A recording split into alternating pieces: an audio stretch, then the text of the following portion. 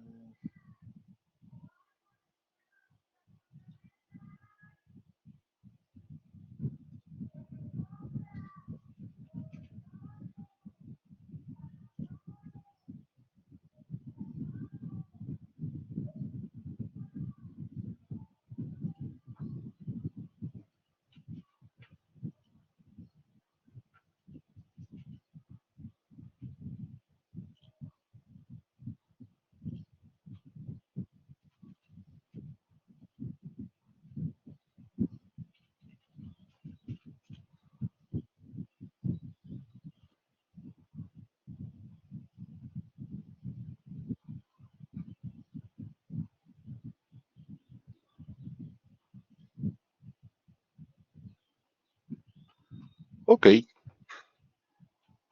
vamos a esperar un poco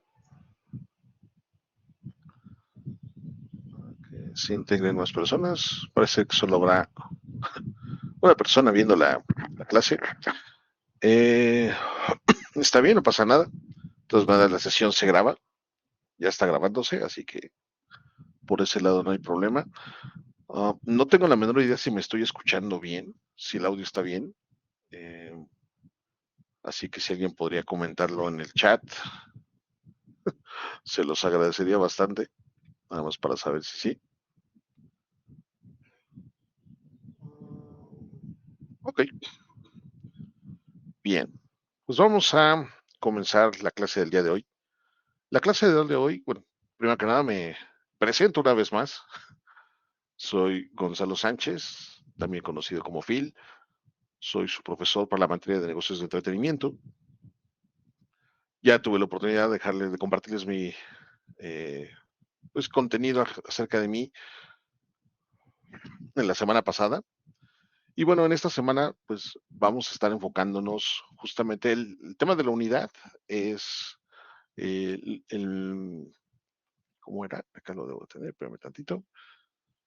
El tema de la unidad, se me va el nombre específico, es el de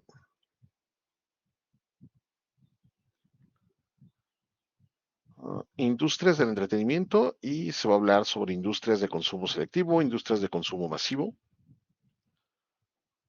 Pero en nuestro caso particular, bueno, para eso pueden descargar el contenido de la unidad, pero en mi caso me voy a estar enfocando en lo que viene siendo este documento que armé para ustedes, que es el de diseño de un producto de entretenimiento.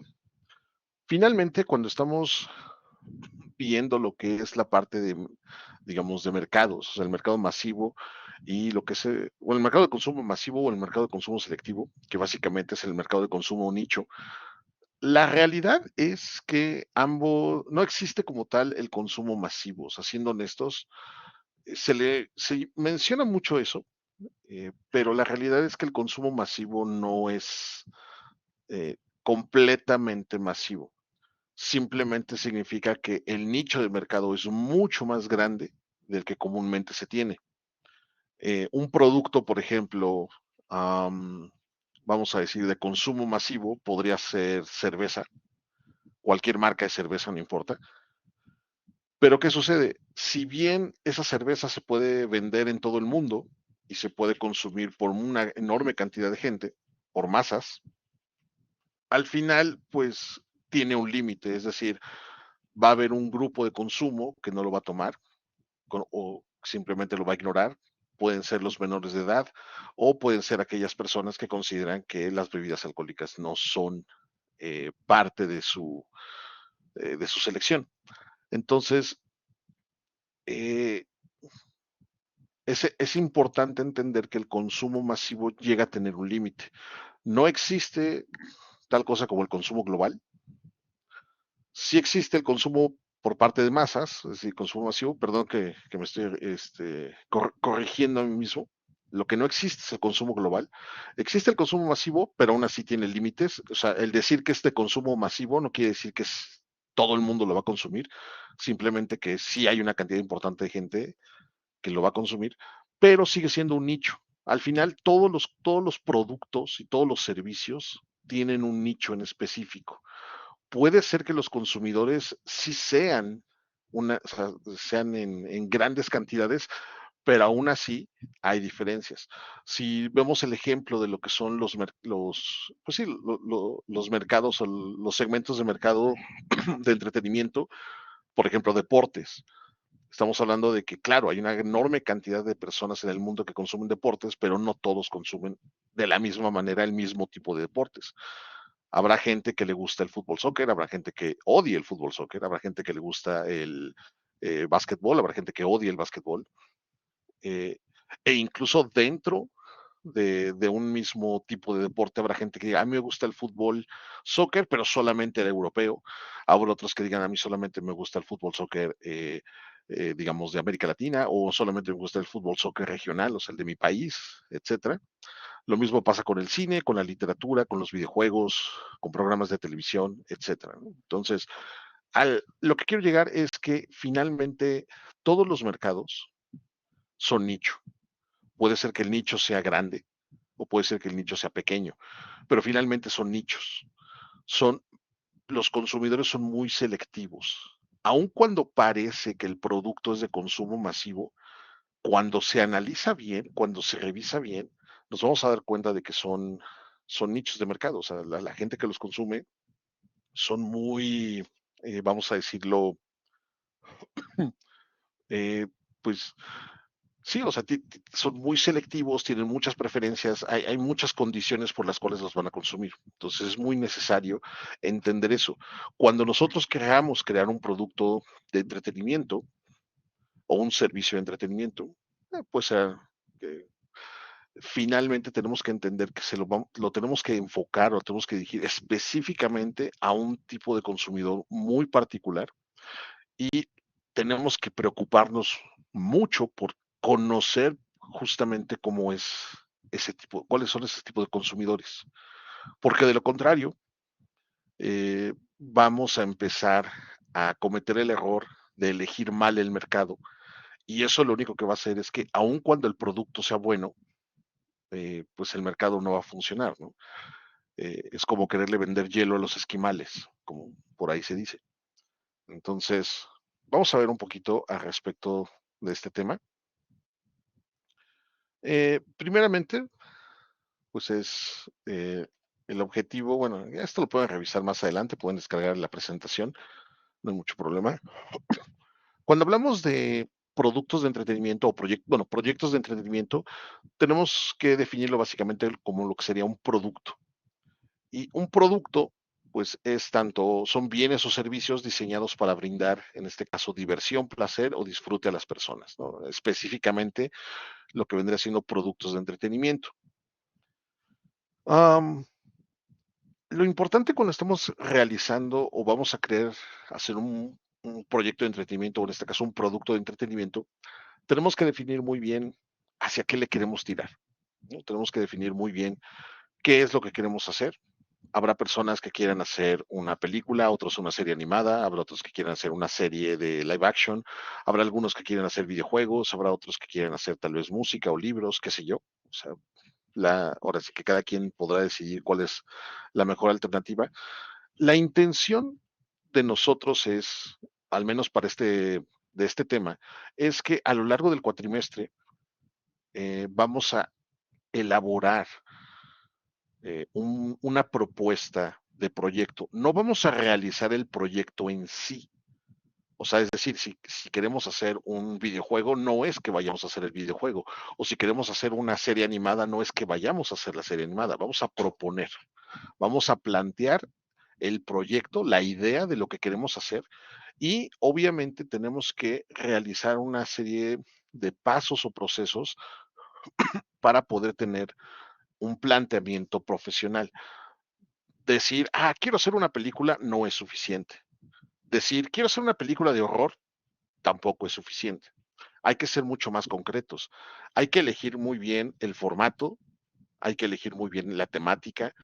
También tenemos que elegir de manera adecuada todo lo que tiene que ver con la parte de pues las características particulares que va a tener el proyecto. Tenemos que hacer un análisis de mercado, tenemos que hacer también, definir muy bien cuáles van a ser los pipelines de producción y desarrollo que vamos a implementar.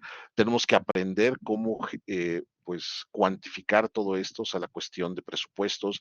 Tenemos que conocer también los fundamentos de la parte legal, de entender todos los aspectos para proteger nuestro trabajo, pero también para evitar caer en penalizaciones y etcétera. O sea, todo eso tenemos que hacerlo antes de preocuparnos por empezar a trabajar en el proyecto o trabajar en el, o sea, de ponernos así a hacer la película o la animación o el juego.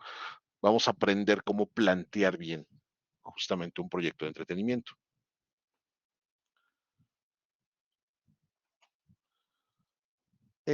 Existen diferentes tipos de productos, pero esos ahorita no nos preocupemos tanto por eso. Esto básicamente es como una clasificación general, sobre todo lo que es producto en sí.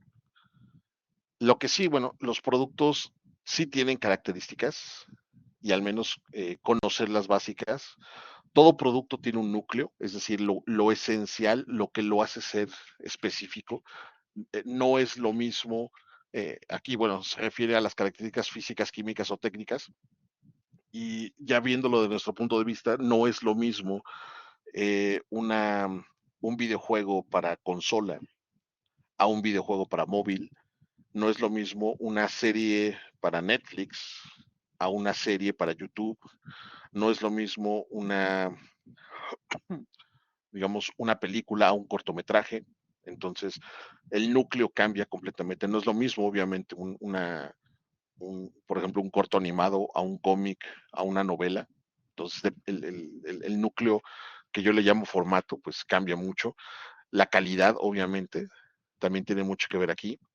Beneficios que ofrece el producto o el servicio, el diseño, que es las soluciones o los problemas que viene a solucionar o las necesidades que viene a solucionar, la marca o el nombre, que obviamente eso es muy importante, cómo es que vamos a nombrar nuestro producto y cómo esperamos que la gente lo reconozca y cómo queremos que la gente nos valore o nos identifique.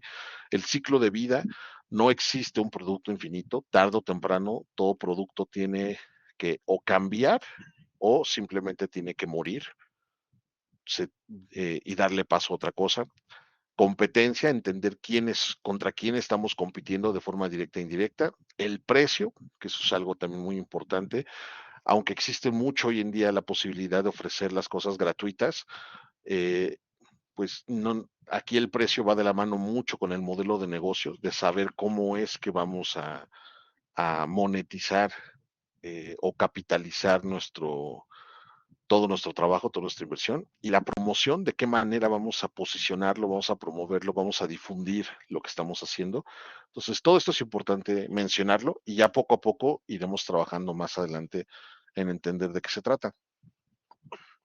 Ahora bien, un diseño de un producto tiene una metodología muy particular. Aquí en la presentación, que ya la tienen disponible en el Blackboard, pueden ustedes darle clic a estos links de los videos, donde les va a explicar bien cuáles son algunos pasos y demás para que sea más rápido. Les recuerdo que hay algunos videos que pueden estar en idioma inglés. Procuro la mayor parte del tiempo conseguirles información o material que esté en español, pero hay veces que el mejor material o las mejores explicaciones están muchas veces en inglés. Cuando sea así, ahí lo que les recomiendo, por favor, es que eh, simplemente cuando esté viendo el video, activen los subtítulos a español, los subtítulos automáticos de YouTube, los activen para que puedan, pues, poder entender sin mucho problema lo que está haciendo, aunque mi recomendación es que, pues, practiquen mucho el inglés. La verdad es que sí es una característica esencial sobre todo para esta industria, la industria del entretenimiento, en sus diferentes sectores. Si alguien se quiere dedicar a esta industria y tiene problemas con el inglés, híjole, se le va a complicar bastante. Pero bueno, retomando el tema, el diseño de un de producto tiene diferentes etapas. Las etapas son bastante comunes. Primeramente es la ideación, o sea, tener una idea. Después hay que aterrizar la idea. Luego tenemos que plantearlas, analizar quién va a ser el consumidor, qué necesidades tiene ese consumidor, luego analizar el mercado, qué posibilidades tiene nuestra idea de entrar en el mercado. Obviamente tenemos que generar lo que se le conoce como la oferta de valor, o sea, qué es lo que va a hacer que nuestro producto o servicio sea diferente, etcétera, etcétera. O sea, hay diferentes pasos que seguir. Muchos de ellos son bastante obvios y otros son un poquito específicos, pero nada del otro mundo.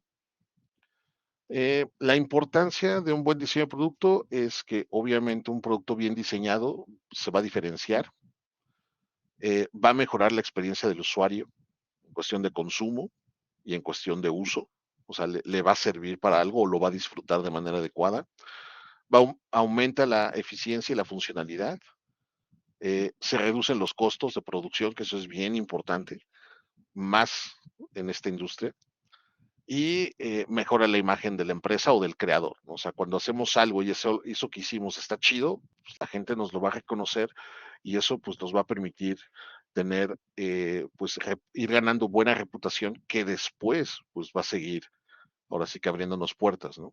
Un ejemplo de esto podría ser el chidísimo señor Guillermo del Toro, quien comenzó con trabajos pues muy básicos, incluso comenzó un poquito con trabajo en televisión y después ya se empezó a lanzar a cine.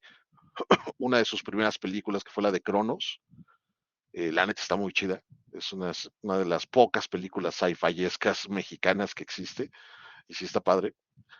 Eh, y le quedó bien y gracias a eso, a que el producto estuvo bien hecho, o sea, a que fue una película bien hecha, pues le permitió poco a poco irse ganando cada vez más, más oportunidades y poco a poco iba haciendo renombre, poco a poco iba haciendo mejores películas, hasta que ya pudo por fin entrarle más a, pues ahora sí como que al, al esquema de grandes producciones de Hollywood. Y eso pues ya hoy en día, pues aparte de que ya lo conocemos bien, que admiramos muchos de sus trabajos y sobre todo si conocen su recorrido, tiene proyectos, sus primeros proyectos para mí son de los más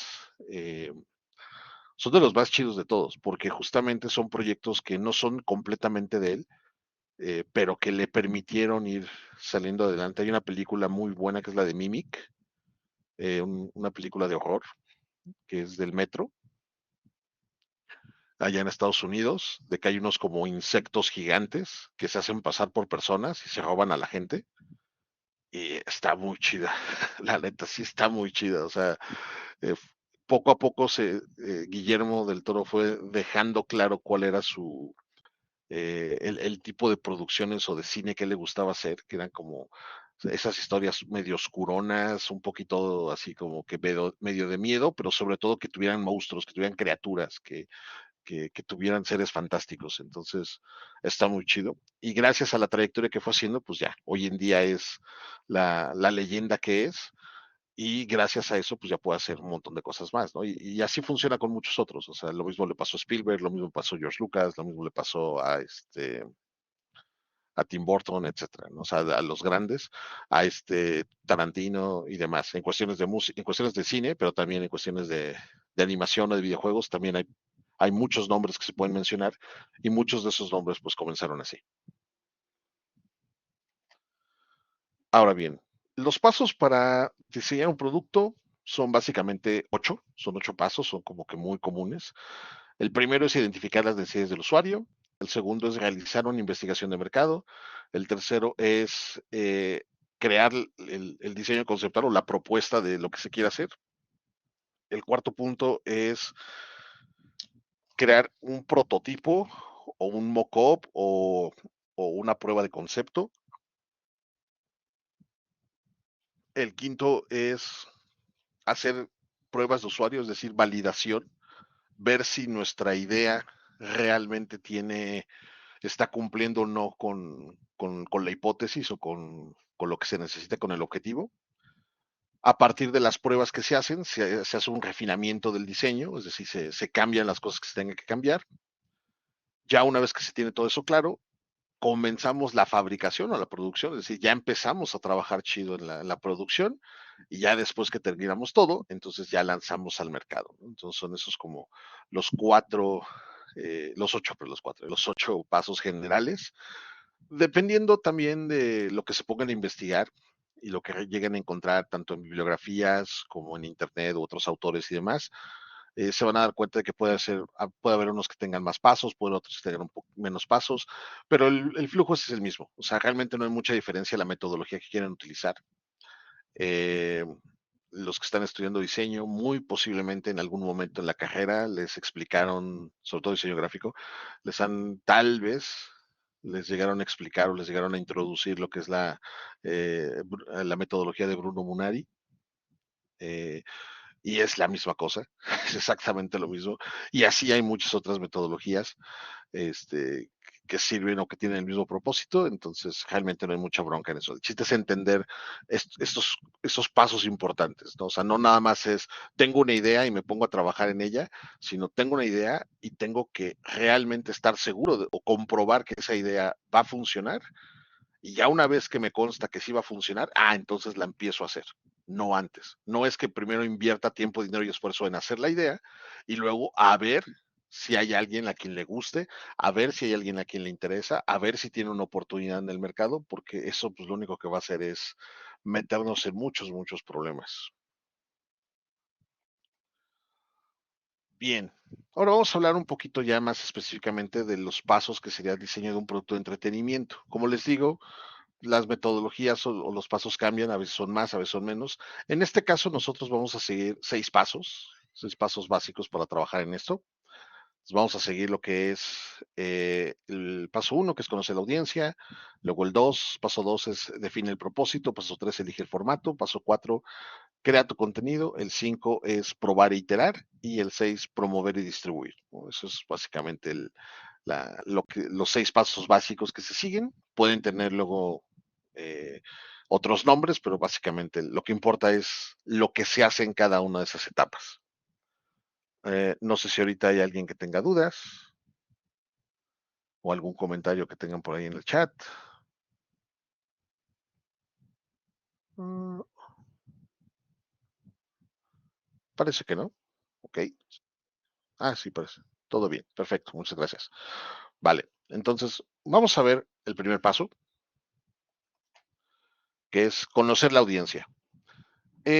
Para conocer la audiencia, tenemos que, o sea, muchos de nosotros que nos dedicamos a las profesiones creativas, generalmente tenemos una idea. Es decir, yo quiero hacer una animación, quiero hacer una serie animada, esa es mi idea. Y generalmente empezamos a construir la serie animada y se nos ocurre la historia, se nos ocurren los personajes y un montón de cosas más. Pero el problema es que nos preocupamos tanto por el proyecto, nos preocupamos tanto por el producto en sí, que ignoramos o se nos olvida o dejamos a un lado el preocuparnos por las personas quienes van a ser nuestros consumidores o quién va a ser la audiencia de lo que vamos a hacer. Es muy común que al principio, o sea, lo dejemos fuera porque nos preocupamos más por darle vida a nuestra idea loca que por si va a haber gente allá afuera que le interese o no le interese. Y si esto fuera una cuestión de hobby o fuera una cuestión más artística, adelante, no hay ningún problema. Está bien hacerlo así. Pero estamos hablando de que esto tiene que ver con una cuestión de negocio.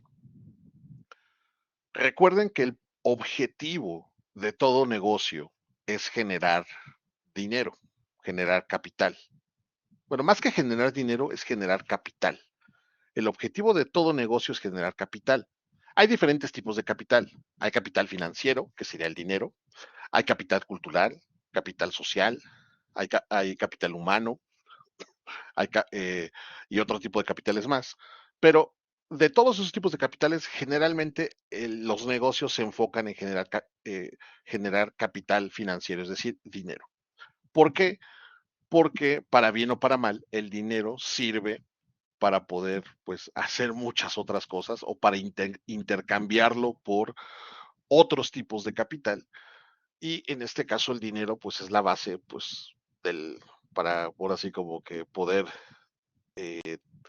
no solamente, o sea, no se trata de volvernos millonarios, pero simplemente es tener lo suficiente para poder hacer las cosas que nos gustan, tener lo suficiente para permitirle a otras personas que también les gusta mucho este tipo de profesión, este tipo de arte, poderles dar chance de que tengan un trabajo digno, de que tengan una remuneración digna por la chamba que están haciendo y por lo que nos están ayudando a trabajar. Y para que también, pues, lo que hagamos nos permita sea algo chido para que cuando se comercialice recuperemos la lana, generemos más dinero y con ese dinero extra podamos seguir haciendo estas cosas que tanto nos gustan. Entonces, por eso es que es muy importante no solo preocuparnos por lo que nosotros queremos hacer, sino preocuparnos por entender, por ubicar y entender a la audiencia, porque la audiencia es la que nos va a ayudar a crecer. La audiencia es la que nos va a ayudar a llegar lejos. Si un producto de entretenimiento no tiene gente que le interese o no hay suficiente gente que lo consuma, pues difícilmente va a poder trascender, difícilmente va a recuperar su inversión y obviamente pues eso lo único que va a hacer es que nos va a acabar sacando de la jugada y nos vamos a tener que dedicar a hacer otras cosas. Por eso es que es muy importante. Eh, Más hoy en día estamos viviendo una época muy específica, muy particular, porque gracias a Internet y gracias a las plataformas digitales, estamos en una época donde nunca en la historia registrada de la humanidad habíamos tenido tanto contenido de entretenimiento al alcance. O sea, nunca había habido tantos libros impresos, nunca había habido tanta música, nunca había habido tantas series de televisión, tantas películas, tantos videojuegos, tantos cómics, tantos mangas, tantos animes, eh, híjole, o sea, tantos juguetes. O sea, nunca en la historia de la humanidad había tanto como lo que hay ahora. Y por un lado es qué chido que sea así, porque quiere decir que esta industria del entretenimiento es verdaderamente enorme y tiene oportunidad de que todos pues podamos llegar lejos en ella, pero el problema es que ya hay una saturación importante de la oferta. Sin duda alguna, nosotros todos nos encanta consumir este tipo de contenido de entretenimiento. Lamentablemente, y eso les ha de pasar a todos, no podemos ahora sí que consumir tanto como quisiéramos. ¿Cuántos de nosotros, por ejemplo, los que somos más gamers, de pronto tenemos en Steam un montón de juegos que hemos ido comprando porque los agarramos en oferta o porque teníamos chance en ese momento y se nos hizo chida la idea de jugarlo, pero ¿cuántos juegos no tenemos? O sea, y son juegos que están ahí, ahora sí que, este, as- pues básicamente acumulándose y que los compramos hace 2, 3 años y ahí siguen en nuestra lista sin tocarlos. ¿Cuántas series de televisión? O sea, ¿cuántos de nosotros a lo mejor, digo, los que nos tocó comprar DVDs y coleccionarlos y que los tenemos ahí arrumbados haciendo polvo? No porque no nos gusten, sino porque pues, luego hay muchas cosas que ver, o los que estamos así a lo mejor pagando una suscripción a una plataforma de streaming y así los que tengan Netflix, Disney Plus y HBO, eh, ¿cómo se llama ahora? HBO Plus o lo que sea que se llame Plus. O sea, o sea, realmente vemos todo el contenido que hay ahí. Ya vimos todas las películas, ya vimos todas las series, seguramente no. A los que les gusten los cómics o los mangas, lo mismo. O sea, si hablamos de mangas, es interminable. A los que les gusten los webcómics o los manguas, también. Puta, prácticamente cada día salen así fácil unos 10 nuevos. Canciones o música ni se diga. O sea, Spotify nomás no deja de publicar nuevas canciones. Entonces el contenido ya es brutal. O sea, eh, no digo que esto sea algo malo, simplemente es la realidad a la que nos tenemos que enfrentar. Y esto lo que sucede es que cuando estamos así, cuando, ¿cómo se llama? Cuando llegamos a este punto de tanta saturación, de tanto ruido, es muy importante o es indispensable encontrar o identificar muy bien a nuestra audiencia, porque de lo contrario, por muy chida que esté nuestro producto, o sea, nuestro libro, nuestro cómic, nuestro juego, nuestra película, nuestra serie, lo que sea, simple y sencillamente la gente no lo va a encontrar o no les va a hacer clic. O a lo mejor lo lanzamos, pero al no saber a quién dirigirle el producto, eh, pues tratamos, no sé, o sea, puede pasar, ¿no? Que a lo mejor alguien dice, es que yo quiero hacer um, déjenme ver, o sea, así un ejemplo real. Um, bueno, ahorita no se me ocurre nada, pero bueno, puede ser que a lo mejor eh, hicimos estamos haciendo, no sé, queremos hacer una serie animada con cierta temática y resulta que nosotros estamos necios de quererle vender la temática a lo mejor al mercado estadounidense, porque según nosotros es que allá es donde está chido, ya están los dólares y lo que sea, y a la mera hora resulta que es no sé, en algún país nórdico de Europa, a lo mejor así como Noruega, donde está pegando chidísimo y donde resulta que allá está el mercado, que allá están nuestros verdaderos consumidores, que allá sí tuvo fama, y es así como, y nosotros por estar de necios de querer hacer lo mismo de siempre, pues resulta que solamente estamos perdiéndonos en el ruido, o sea, somos una gota de agua en el océano de contenido, mientras que en otros lugares o en otro tipo de sectores hay un nicho de mercado al cual puede estar muy interesado en lo que nosotros ofrecemos y pueden ayudarnos mucho. Hay una cosa que se le conoce como la, pues, la teoría de los 1000 fans verdaderos, The True 1000 Fans, y básicamente lo que dice es que si nosotros somos creadores de contenido, somos creativos, somos artistas y queremos poder vivir de esto, vivir de nuestro arte, lo único que necesitamos son 1000 fans verdaderos que nos consuman. ¿Qué es un fan verdadero? El fan que está dispuesto a pagar por lo que hacemos. O sea, con que encontremos 1000 personas que puedan pagarnos, por ejemplo, 10 pesos por cada cosa que hagamos, pues 10 por 1000 ya son 10,000. Entonces ahí eso es como que importante. Eh, igual, si logramos que a lo mejor de esas 1000 personas nos paguen o nos consuman nuestro producto en 50 varos, pues ya son, este, ya empieza a tener ahí como que más opciones. Igual si le decimos que sean, no sé, se los vendemos en 100 pesos o en 1000 pesos, entonces ya empieza a tener como que más, ya empieza a haber más, ahora sí, como rentabilidad de todo. No quiere decir que solamente tengamos que necesitar 1000, podemos a veces necesitar un poquito menos, a veces un poco más o a veces incluso mucho más, pero la idea es que el chiste es que si nosotros encontramos a nuestro mercado nicho, vamos a poder llegar muy lejos. Entonces, conocer la audiencia es el primer paso y por eso hago mucho énfasis en esto. O sea, tenemos que saber muy bien a quién le estamos vendiendo las cosas. Tenemos que conocer quiénes son, cuáles son sus necesidades, sus preferencias y motivaciones, cómo consumen los medios de comunicación o de entretenimiento, cuáles son los puntos débiles, cuáles son sus objetivos, etcétera. Para eso, una herramienta muy útil es algo que se le llama el mapa de empatía o el Empathy Map. Ahí les dejo un link al video que les explica muy bien de qué se trata el mapa de empatía y cómo lo pueden utilizar ustedes para poder justamente ir analizando, ir identificando al consumidor, a su audiencia.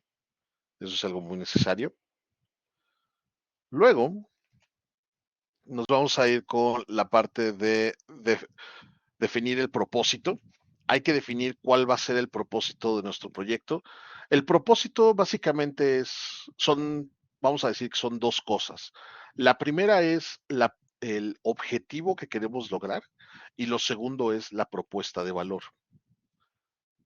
Cuando hablo de objetivos, algo muy importante en negocios es que un objetivo es algo que puede ser cuantificable. O sea, un objetivo tiene fecha y tiene cantidad. Es decir, el objetivo sería, una cosa es decir, quiero hacer una serie de televisión. Esa es, esa es una intención.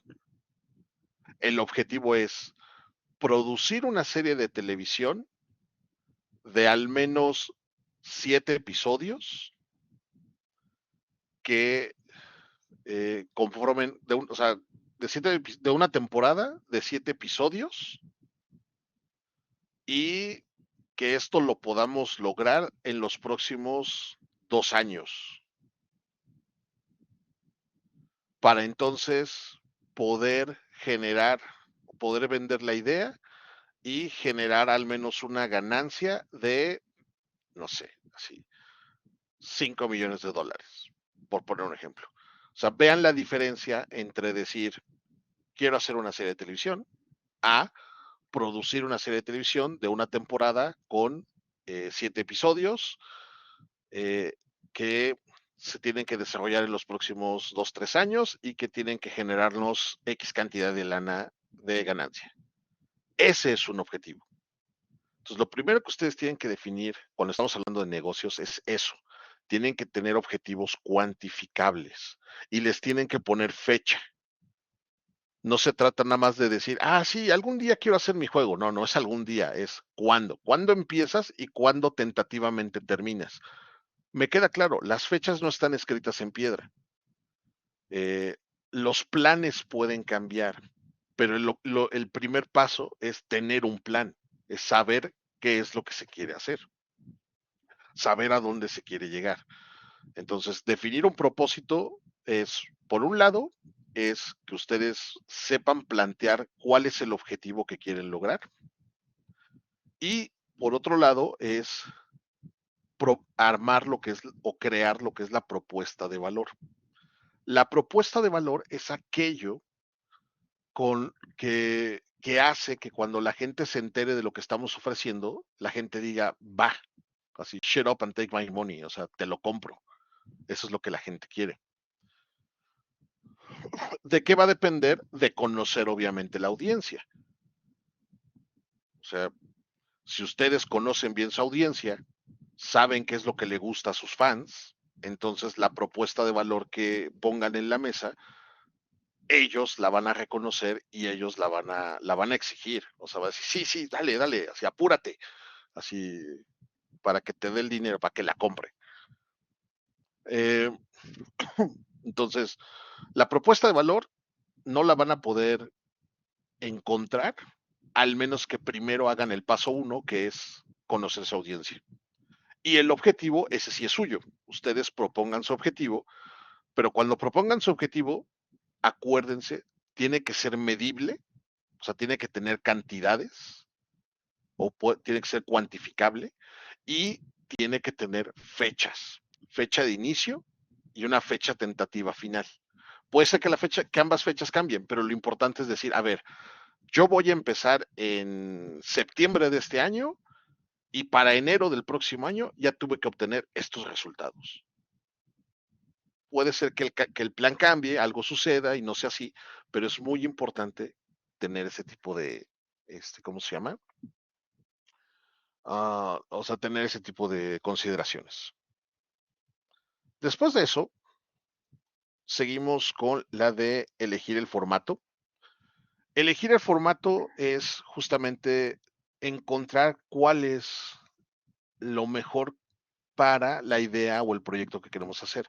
Justamente de eso lo dediqué el podcast de esta semana, lo dediqué a ese tema, ahí lo pueden revisar.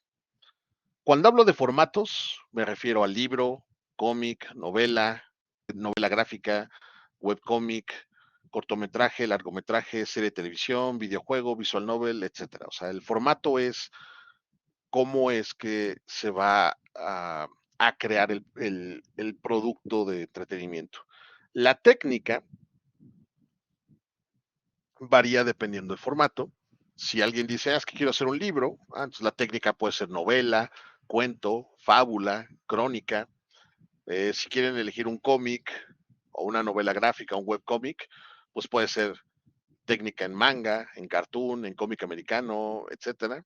Si van a elegir cortometraje, largometraje o serie de televisión, entonces la técnica puede ser live action, animación, multimotion, etcétera. Si quieren hacer formato, digamos, un videojuego, pues puede ser un juego AAA, un juego triple I, un juego indie y demás. O sea, un juego mobile, un juego de consola, qué sé yo. El chiste es que hay que diferenciar entre formatos y hay que diferenciar entre técnicas. Aquí lo que importa es que cuando ustedes vayan a elegir el formato, en verdad, hagan el, el cálculo de costo-beneficio. No porque yo sea fan de los videojuegos, quiere decir que todo lo que haga va a tener que ser un videojuego. Hay ideas, hay propuestas que funcionan mejor siendo un cómic, o funcionan mejor siendo un corto animado, o funcionan mejor siendo un escrito, o sea, un texto. Rétense, rétense a tratar de, pues ahora sí como que, de, de en verdad, o sea, si ustedes dicen, es que yo quiero hacer una animación, rétense ustedes mismos y, y traten como que de encontrar razones por las cuales no lo deberían de hacer y razones por las cuales sí lo deberían de hacer. Aquí lo que se trata es que ustedes aprendan a hacer esa autocrítica y aprendan a hacer ese cálculo de costo-beneficio. Así, ¿por qué queremos hacer animación? Ah, porque somos bien fans de la animación. O sea, sí, pero es que hacer animación es muy caro y muy tardado. No mejor, ¿por qué no mejor hacemos un cómic? O sea, sí estaría chido, pero es que el cómic no tiene el mismo impacto. Bueno, y si hacemos un cómic animado, podría ser. O sea, no se trata de que a fuerzas eh, no hagan o no elijan el formato que les interesa. Se trata de que si lo van a elegir, si dicen, es que yo voy a hacer una animación, no es nada más por capricho, es porque ya, y ahora sí que analizaron todo y encontraron que efectivamente la mejor opción es que sea una animación. No es nada más porque es que yo siempre he querido hacer una animación y a fuerzas la voy a hacer. Ahí les dejé en el contenido, en la sección de avisos, les dejé justamente un video por parte, lo pueden encontrar, les digo, en la sección de anuncios de la semana. Hay uno que se llama video La agonía del cine mexicano y otro video que también se llama La animación latina es tan mala. Esos dos videos se los dejé ahí para que justamente los puedan revisar y son videos que hacen pues un análisis a la situación de tanto del cine mexicano como de la animación latina, de pues cómo es que funciona el mercado, cómo es que funciona sobre todo la parte de consumo, pero el que tiene como, el que es la animación latina es más como un análisis un poco superficial, pero el de la agonía del cine mexicano, la banda que lo hizo es un canal de YouTube que se llama Zoom F7 y hacen mucho análisis de cine, sobre todo de cine mexicano, tienen un playlist de la historia del cine nacional. Y en este video hacen con cifras, o sea, ahora sí que no nada más es una opinión y ya, sino que ponen cifras, muestran cómo muchas películas mexicanas que llegaron a la pantalla grande no lograron prácticamente nada. O sea, hubo una película, no me acuerdo cómo se llama, creo que es en blanco y negro, es como un poquito, sí, muy artística la película, pero llegó a un máximo de, creo que fueron menos de 20 entradas de cine. O sea, menos de 20 personas vieron esa película. No quiere decir que la película sea mala, quiere decir que eligieron el formato equivocado. Es decir, pudieron haber, sí, creado la película, pero a lo mejor la pudieron haber distribuido a través de otro medio. Pudieron haber sido, no sé, YouTube, por ejemplo, un medio digital. Yo puedo garantizar que si hubieran lanzado la película en YouTube, hubieran conseguido mucho más que 20, que 20 views, hubieran conseguido muchos, muchos más views y hubieran encontrado una forma también de capitalizar la película, porque también la realidad es que luego estas películas, o sea, una película llevarla al cine, que aparezca en una sala de cine es carísimo, es muy, muy caro. Entonces, toda esa lana mejor te la ahorras y mejor la utilizas para promover bien tu película y no forzosamente tienes que llevarla a una sala de cine, la puedes llevar a otro lado. Entonces, estos dos videos se los recomiendo mucho que los revisen. La verdad es que siento que les van a ser de mucha utilidad. Y aquí lo importante es eso, es que hagan ese análisis del costo-beneficio de si en verdad el formato que van a elegir es el más adecuado para el proyecto que quieren hacer. Después ya nos vamos a enfocar en la de crear contenido. Aquí la creación de contenido, pues hay que revisar cuáles son los elementos y componentes que vamos a implementar, las estructuras organizadas que se van a presentar, cómo utilizar los elementos visuales, el audio, el texto, etcétera, etcétera. Aquí obviamente varía muchísimo dependiendo del tipo de proyecto. O sea, no es lo mismo en el caso de una serie, una serie, a una película, a un cómic, a un videojuego. O sea, varía dependiendo de lo que quieran hacer. Pero les estoy dejando este video que se llama Imagineering in a Box, Construcción de Mundos, la lección 1.2, que tiene que ver con el tema, cómo implementar un tema o una temática para un producto de entretenimiento. Esta serie de Imagineering in a Box es muy buena, está en inglés, toda está en inglés.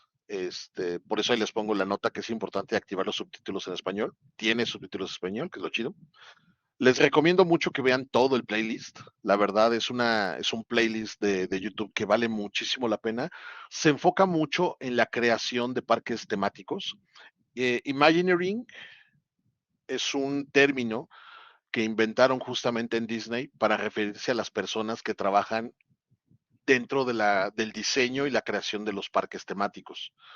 Eh, la neta, la neta, ya es una profesión que sí se me antoja mucho. Digamos, yo me dedico mucho a la parte de videojuegos, pero de haber tenido quizás o sea, de haber conocido que existía más esta otra profesión o que existía esta opción profesional cuando estaba más chavo, yo creo que sí hubiera, si hubiera, me hubiera enfocado un poquito más en ella. La creación de parques temáticos siempre ha sido algo que me llama mucho la atención. Pero en fin, de todas maneras, créanme que es una serie que vale mucho la pena. Tienen varias lecciones, sí son varios videos, son como dos temporadas y enseñan muchas cosas. Y que es el video del tema, de la temática, de cómo, pues justamente elegir una temática y cómo todo lo que hagan tiene que ir eh, tiene que pues provenir o estar vinculado a esa temática, es muy útil porque de esa manera cuando ustedes quieran crear el contenido para su producto de entretenimiento, no importa el formato que sea, tienen que tener esa coherencia, tienen que tener esa cohesión, esa, este, pues sí, o sea, que se sienta que está unificado. Entonces ese video lo explica muy chido, la neta vale mucho que le den una revisada. Después de eso viene probar, iterar. Eh, para quienes no conozcan el término iteración, una iteración es básicamente haces algo, así como que lo llevas de principio a fin, haces un ciclo y una vez que terminaste ese ciclo, esa es una primera iteración, vuelves, o sea, analizas lo que salió bien, lo que salió mal, checas que se puede cambiar y entonces haces una siguiente iteración, o sea, tratas de arreglar o de ampliar, o sea, lo que tenías para cada vez ir mejorando más y más. O sea, con cada nueva iteración se va mejorando y se va creciendo el producto. Entonces, en este caso hay que probar. Aquí les recomiendo mucho justamente ese video también que explica el concepto de iteración, sobre todo que tiene que ver mucho con la onda de design thinking. Design thinking es algo que vamos a ver ya más adelante, pero digamos, ahí está para que también lo puedan ir como conociendo un poquito. Y aquí en la parte de probar e iterar, pues justamente es validar, o sea, es validar qué es lo que estamos haciendo, validar nuestro proyecto, validar nuestra propuesta. Ya después, en otra ocasión, les voy a compartir más al respecto de lo que viene siendo un producto mínimo valuable o un producto mínimo viable. Les voy a enseñar un poquito ese concepto. Quizás algunos de ustedes ya lo saben, pero de todas maneras se los voy a reiterar. Eh, y aquí, obviamente, el chiste es validación. Lo importante de validar es que no necesitan tener el producto terminado. La validación, ustedes pueden tener una idea, pueden tener un boceto, pueden tener una imagen, pueden tener un escrito, un texto, así una sinopsis, y pueden compartirla con la gente, a, aquella gente que ustedes ya identificaron que es parte de su audiencia, y pues literalmente preguntarles, oye, ¿te gusta o no te gusta? Si les dicen que sí, que está chido, que está padre, pues entonces van por buen camino. Si les dicen, no, no me gusta o no le entendí o como que se ve raro, qué sé yo, entonces quiere decir que algo está mal. Entonces hay que volverlo a mejorar, o sea, hay que hacer una iteración sobre eso, hay que modificarlo, volvérselos a enseñar, oye, ¿qué onda? ¿Y te gusta más ahora? Mira, ahora sí está chido. Ok, va. Entonces, sobre esta línea me sigo. Eso es muy importante, estar trabajando en ello. Y ya finalmente tenemos lo que es la parte de promover y distribuir. Aquí es justamente, bueno, eh, el tema de la promoción y la distribución, aunque es el último paso del proceso, la verdad es que es algo que también tenemos que estar considerando prácticamente desde el principio. ¿Por qué razón? Porque la audiencia, nuestra audiencia, nuestros consumidores, ya están muy conectados con los canales, con ciertos canales de distribución y con ciertos formatos de distribución. Eh, un ejemplo de esto, si queremos llegarle a la gente que le gusta la música, hoy en día la forma más común de consumir música es a través de Spotify.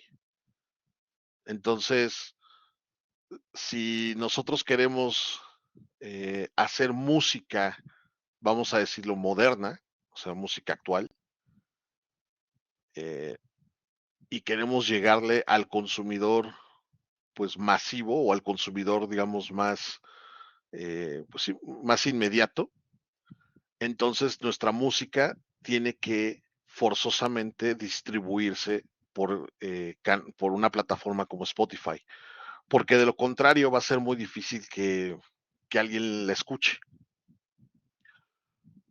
Y los usuarios de Spotify tienen un perfil muy particular.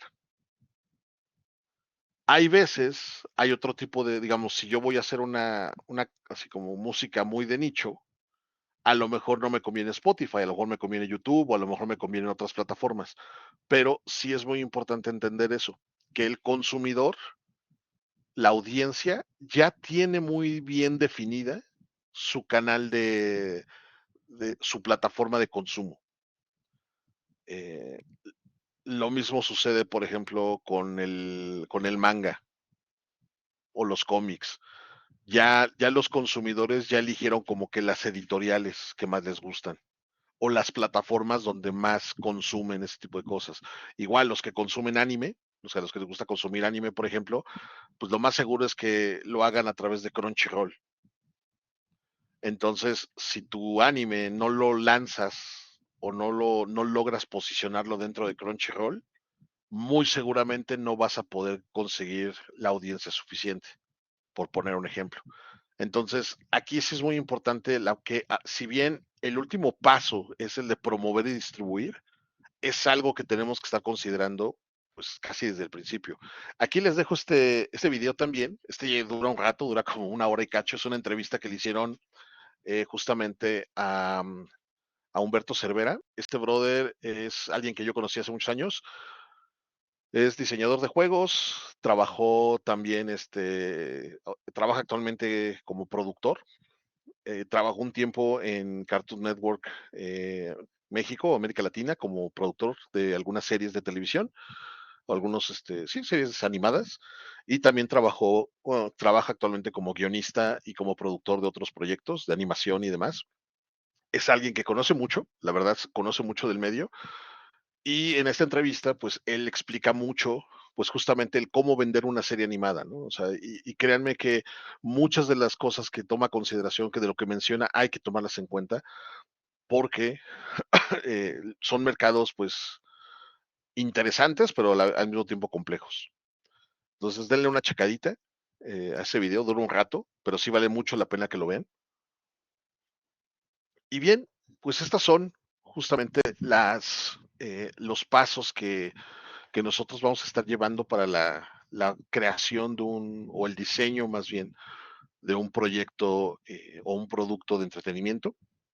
Ya más adelante, cada vez iremos conociendo más, iremos involucrándonos más en cada uno de estos pasos para que ustedes tengan toda la información necesaria, todos los recursos necesarios, para que cuando llegue el momento puedan plantear una propuesta de proyecto de manera profesional.